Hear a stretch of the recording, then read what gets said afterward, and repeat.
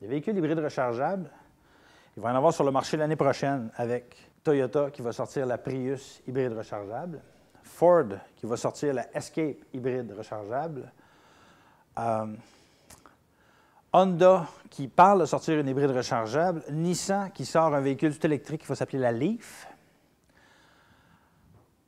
Et il y a des compagnies européennes qui viennent développer des véhicules comme Renault, comme Peugeot, comme Citroën. Et toutes ces voitures-là vont être capables de fonctionner dans nos climats avec une capacité et des performances égales à celles qu'on a à l'heure actuelle de nos voitures. Le seul problème qu'on a, c'est le temps de recharge.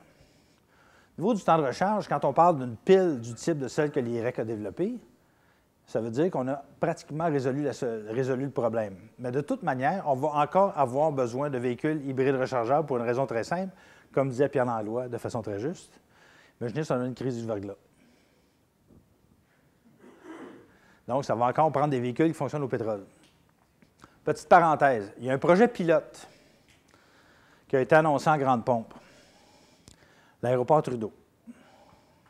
Ça, c'est un projet pilote développé par le gouvernement du Québec, l'Agence d'efficacité énergétique et le ministère des Ressources naturelles, où tous les véhicules qui vont transporter des marchandises et des gens vont fonctionner à l'hydrogène. L'hydrogène, à peu près tous les scientifiques maintenant s'entendent pour le dire, n'est pas la solution.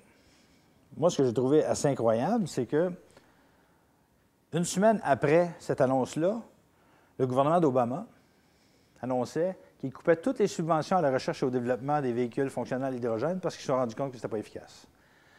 Ce que ça veut dire, pour faire ça court, c'est que le Québec a un potentiel extraordinaire pour développer des véhicules électriques.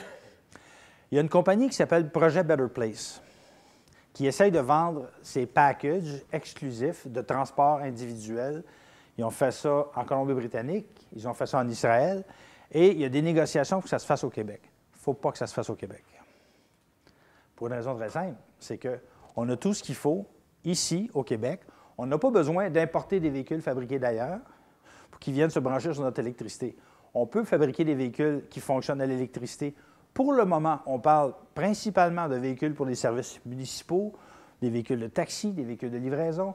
On n'est pas encore au niveau de fabriquer des véhicules qui seraient compétitifs avec ceux de Toyota, de Nissan ou de Mazda, mais on peut commencer avec ça et on pourrait développer ça.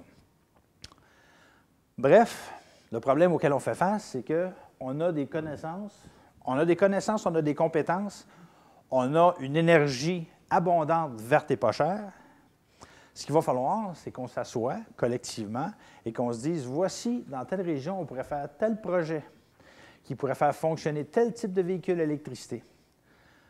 Dans le milieu forestier, on pourrait avoir des véhicules qui fonctionneraient avec du biogaz. En Suède, présentement, il y a des autobus qui fonctionnent au biogaz, c'est-à-dire avec les résidus humains. Ces véhicules-là fonctionnent depuis des années. On pourrait faire fonctionner tous ces véhicules-là comme ça. Donc, au niveau du transport, de se sortir de notre dépendance aux énergies fossiles, ce ne sera pas quelque chose qui va être facile, mais c'est certainement quelque chose qui est envisageable, pas dans le moyen terme, dans le court terme. On pourrait commencer très facilement avec un 5 et un 10 pour que d'ici 2020-2030, on ait diminué notre dépendance aux énergies fossiles dans le transport individuel et collectif d'au moins 40 %.